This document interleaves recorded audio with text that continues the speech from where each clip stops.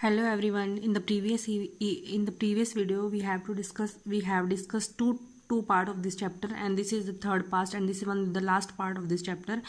We should have to discuss some problems related to balanced chemical equation. First problem is hydrogen react with nitrogen formation of ammonia.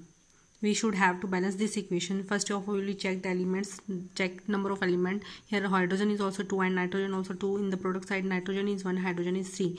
Means nitrogen is 1 nitrogen is less here, so we have to balance this equation and write it down here 2.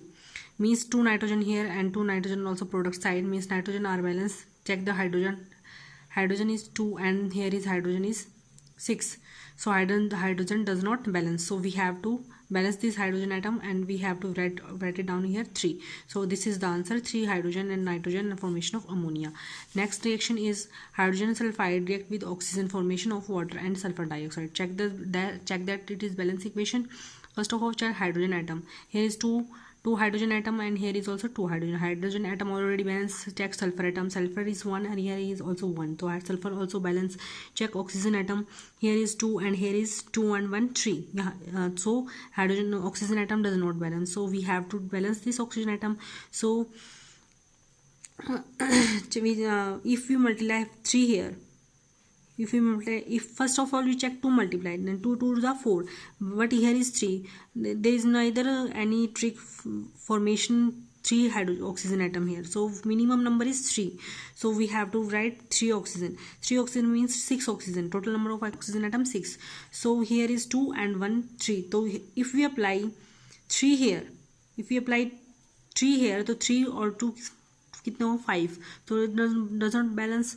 So we have to write it down here. तो 2 2 is 4, 4 1 5, so 1 or 2 also written here. So 2 2 is 2 और यहाँ पे कितने 2 1 2, यहाँ पे 2 2 is 4, तो 4 total कितना हो जाएगा 6 ऑक्सीजन एटम हो जाएगा.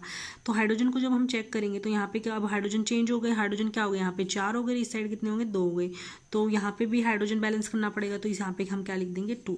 सो बैलेंस केमिकल इक्वेशन में हमें मेजरली क्या ध्यान रखना है, बैलेंस करते हुए हमें total number of atom balance करने हैं जब तक कि पूरे ओवरऑल एटम बैलेंस ना हो जाए. नेक्स्ट देखो, जैसे बैरियम क्लोराइड है, एल्युमिनियम सल्फेट है, तो क्या बनाएगा, एल्युमिनियम क्लोराइड बनाया और क्या बनाया, बैरियम सल्फेट बनाया. तो अब चेक करो बैरियम को, यहाँ पे कितने हैं 1 और यहाँ पे भी कितना है 1, तो बैरियम ऑलरेडी बैलेंस है. उसके बाद क्लोरीन को चेक करो, यहाँ पे कितने क्लोरीन 2, यहाँ पे कितने क्लोरीन बैलेंस नहीं है. सल्फेट को चेक करो, यहाँ पे सल्फेट का पूरा मॉलिक्यूल कितना है 3 और यहाँ पे सल्फेट का पूरा मॉलिक्यूल कितना है 1. मीन्स सल्फेट जो है वो बैलेंस नहीं है, तो हमें सल्फेट को बैलेंस करना पड़ेगा. तो हम पहले सल्फेट को बैलेंस करते हैं. अगर हमने यहाँ पे 3 लिख दिया तो सल्फेट क्या हो जाएगा, बैलेंस हो जाएगा. यहाँ पे भी 3 सल्फेट के मॉलिक्यूल है, यहाँ पे भी 3, तो सल्फेट बैलेंस हो गया. बैरियम को चेक करो, यहाँ पे 2 3 हो गए ना बैरियम की, तो यहाँ पे भी हमें क्या करना पड़ेगा, 3 अप्लाई करना पड़ेगा, तो 3 हो गए बैरियम के, यहाँ पे भी 3 हो गए, तो बैरियम बैलेंस हो गया. अब चेक करो, हम क्लोरीन का चेक करते हैं, तो 3 2 जा 6 एटम हो गए यहाँ पे क्लोरीन के, और यहाँ पे कितने हो गए 3. तो यहाँ पे बैलेंस करने के लिए हमें मिनिमम नंबर क्या कितना लेना पड़ेगा 2, ताकि क्या हो जाएगा 3 2 जा 6, तो ये क्या हो जाएगा, क्लोरीन भी बैलेंस हो. अब एल्यूमिनियम को चेक करो, यहाँ पे कितने एल्यूमिनियम 2, यहाँ पे भी कितने 2, तो अब क्या है, ये सारे एटम आपस में बैलेंस है, तो ये क्या है, बैलेंस केमिकल इक्वेशन है. नेक्स्ट चेक करो, पोटेशियम वाटर के साथ रिएक्ट करके क्या बनाता है, पोटेशियम हाइड्रोक्साइड बनाता है और H2 बनाता है. अब देखो पोटेशियम यहाँ पे कितना है 1, यहाँ पे कितना है, यहाँ पे 1 है ना फिलहाल, तो 1, तो हमें क्या करना पड़ेगा, बैलेंस है ये. H2 को चेक करो, 2 2 जा 4, यहाँ पे कितना है 2, तो यहाँ पे हमें क्या अप्लाई करना पड़ेगा, यहाँ पे हमें 2 अप्लाई कर देते, लेकिन हाइड्रोजन यहाँ पे भी है, तो इसलिए हमें क्या करना पड़ेगा, यहाँ अगर हम 2 लगाते हैं तो हाइड्रोजन टोटल कितना हो जाएगा, 4 हो जाएगा ना, और यहाँ पे भी 4 हो जाएगा, तो हाइड्रोजन बैलेंस हो गया. और पोटेशियम भी लेकिन पोटेशियम चेंज हो गया, पोटेशियम यहाँ पे 2 हो गए, यहाँ पे 1 हो गया, तो इसलिए हमें यहाँ क्या करना पड़ेगा, पोटेशियम को भी बैलेंस करना पड़ेगा. ऑक्सीजन को चेक करो, तो ऑक्सीजन कितने हो गए 2, यहाँ पे भी ऑक्सीजन कितने हो गए 2, तो अब क्या हो गया, ये बैलेंस केमिकल इक्वेशन हो गई. अब नेक्स्ट चेक करो, नेक्स्ट देखो HNO3 कैल्शियम हाइड्रोक्साइड के साथ क्या बनाया, कैल्शियम नाइट्रेट बनाता है और वाटर बनाता है. अब इसको चेक करो, यहाँ पे हमने ऑलरेडी आंसर लिखे हुए हैं, ये ऑलरेडी ऊपर वाले ही केमिकल के आंसर हैं, तो इसको हम पढ़ चुके हैं. नेक्स्ट चेक करो, नेक्स्ट देखो, नेक्स्ट भी क्या है, बैलेंस करना है केमिकल इक्वेशंस को, हमें बैलेंस करना है.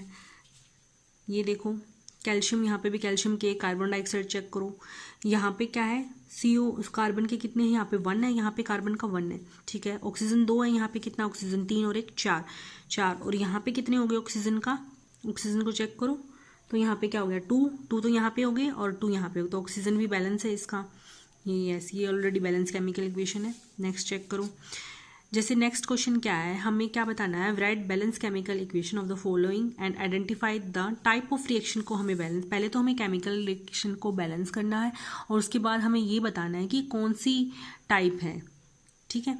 तो हम पहले बैलेंस करें, बैलेंस ऑलरेडी मैंने बैलेंस लिखी हुई है, अगर यहाँ पे ये ना लिखा हो तो हम क्या करेंगे, पहले इसको बैलेंस करके देखेंगे। तो ये बैलेंस ऑलरेडी, तो हम ये चेक कर लेते हैं कि ये कौन सी डिस्प्लेसमेंट रिएक्शन है। तो मैंने बताया था डिकम्पोजिशन रिएक्शन में क्या होता है कि एक रिएक्टेंट मॉलिक्यूल डिफरेंट प्रोडक्ट में डिसोशिएट हो जाता है, उसको डिसोशिएशन कहते हैं। और कॉम्बिनेशन में क्या कहा था, 2 या 2 से ज़्यादा रिएक्टेंट मॉलिक्यूल आपस में कंबाइन करके एक सिंगल प्रोडक्ट का फॉर्मेशन करते हैं कॉम्बिनेशन में। लेकिन यहाँ पे ऐसा सच कुछ हो नहीं रहा, यहाँ पे क्या हो रहा है, आयन ने आपस में एक्सचेंज कर लिया है। देखो पोटेशियम जो ब्रोमीन के साथ था वो पोटेशियम कहाँ चला गया, आयोडीन के साथ, और जो बैरियम आयोडीन के साथ था वो कहाँ चला गया, ब्रोमीन के साथ। यानी कि आयन ने आपस में इंटरचेंज कर लिया। जब आयन आपस में इंटरचेंज हो जाते हैं तो उस रिएक्शन को हम क्या कहते हैं, डबल डिस्प्लेसमेंट रिएक्शन। नेक्स्ट देखो, जिसमें क्या हो रहा है, इसमें डिकम्पोजिशन हो रहा है डिकम्पोजिशन, हाँ, क्योंकि क्या हो रहा है, इसमें जो जिंक कार्बोनेट था वहाँ से ऑक्सीजन डिकम्पोज हो गया, ऑक्सीजन ने मतलब कार्बन डाइऑक्साइड डिकम्पोज हो गया, यहाँ से एक ऑक्सीजन रह गया और कार्बन डाइऑक्साइड डिकम्पोज हो गया, तो हम इसको क्या कहेंगे, मतलब इसमें से निकल गया तो हम इसे क्या कहेंगे, डिकम्पोजिशन रिएक्शन।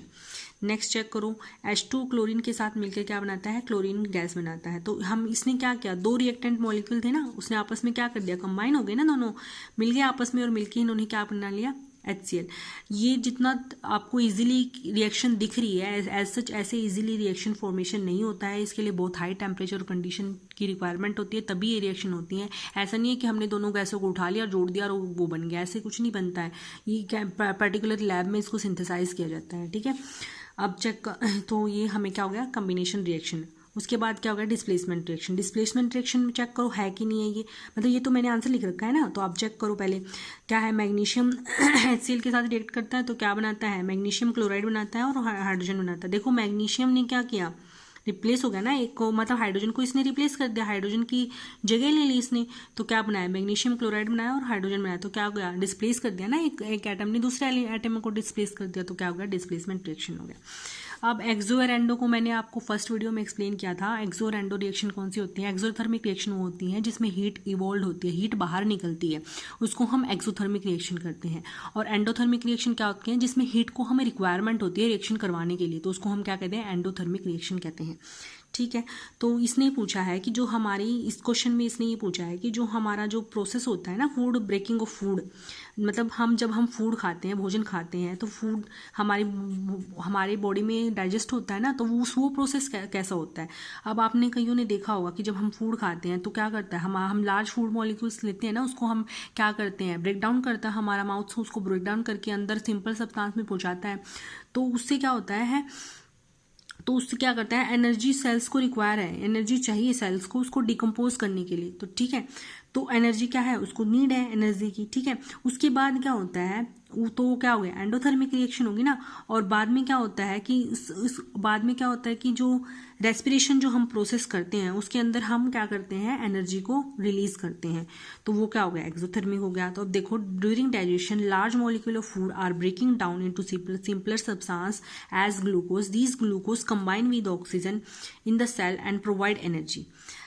पहले तो क्या हुआ, रिएक्शंस को एनर्जी मिली, तो वो इसने ये पूछा है कि ओवरऑल डाइजेशन प्रोसेस हमारा कैसा था। तो ओवरऑल डाइजेशन के बाद एनर्जी रिलीज होती है, ठीक है। एनर्जी हमें ग्लूकोज की मात्रा में मिलती है ना हमारी बॉडी को, जिससे हम अपनी एनर्जी को यूटिलाइज करके हम हमारे काम करते हैं। हम अगर हम खाना ही नहीं खाएंगे तो हमें एनर्जी नहीं मिलेगी, तो हम काम कैसे करेंगे, तो एनर्जी मिलती है हमें, ठीक है। तो ये ओवरऑल प्रोसेस क्या हो गया, एक्सोथर्मिक प्रोसेस हो गया।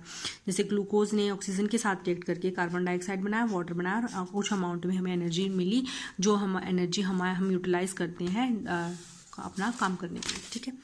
नेक्स्ट चेक करो। नेक्स्ट इसने पूछ रखा है डीकम्पोजिशन रिएक्शन क्या होती है। अब मैंने आपको एक्सप्लेन किया था डीकम्पोजिशन रिएक्शन वो होती है जिसमें कंपाउंड जो होते हैं वो ब्रेक डाउन हो जाते हैं, ठीक है।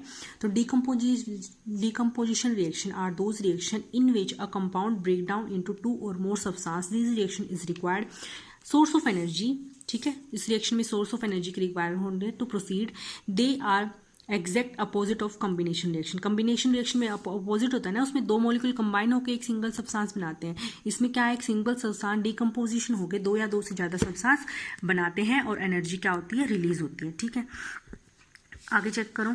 ये रिएक्शन कुछ एक रिएक्शन है जो डिकम्पोजिशन रिएक्शन के एग्जांपल हैं। जैसे आयरन सल्फेट है, इसको हीट दी तो क्या बनाया, आयरन ऑक्साइड बनाया और सल्फर डाइऑक्साइड और सल्फर ट्राइऑक्साइड बनाया।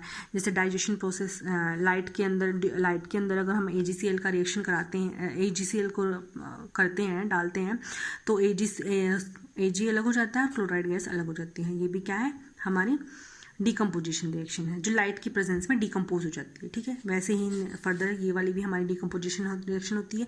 ये हमारी लाइट की प्रेजेंस में होती है, ये हमारी इलेक्ट्रिसिटी की प्रेजेंस में होती है, ये हमारी सिंपली हीट की प्रेजेंस में होती है। तो डीकम्पोजिशन रिएक्शन किसी भी वे में हो सकती है, इलेक्ट्रिसिटी से भी डीकम्पोज हो सकती है रिएक्शन, लाइट से भी और हीट से भी, ठीक है।